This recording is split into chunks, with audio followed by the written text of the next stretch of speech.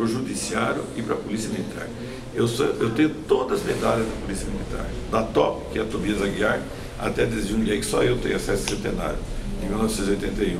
Eu cedia o Hospital do SESI, para o PM, eles não tinham assistência médica, cedia também para eles o Centro Esportivo do SESI, para fazer as Olimpíadas dos Militares. Então a gente tem aquela... E lá eu ajudei muito a Polícia Militar, aquela escola que tem em Franco da Rocha, o Corpo de Bombeiro, o Depósito de Bombeiro lá na Marginal Pinheiros, tudo, emendas que você punha no orçamento. E o governador concordava, ele discutia antes tudo, né, com a liderança, tudo. E o que aconteceu? Agora, dotação, você tem uma cota.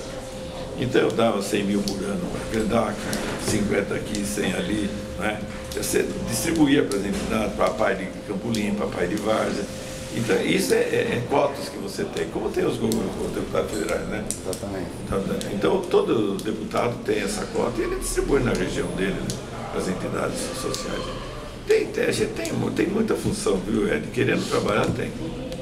Hoje mesmo fiquei com o Miguel 20 minutos no telefone, definindo o problema da educação, tem o problema de transporte dos alunos que nós transportamos do estadual, precisa fazer escola no estado, tem o problema que foi contratado, foi o tele. Foi o transporte escolar? A PAI, o problema do aluno com Dos autistas. O autista, que saiu com medo. Já tinha sido encaminhado antes desse novo secretário. E agora o senhor vai dar uma pressão. Não, querido, a FATEC, hoje nós temos coisa, a FATEC eu 4, 5 anos, e eu pedindo para o Geraldo, pedindo. Ele me liga, Ari, vamos fazer a sua FATEC lá.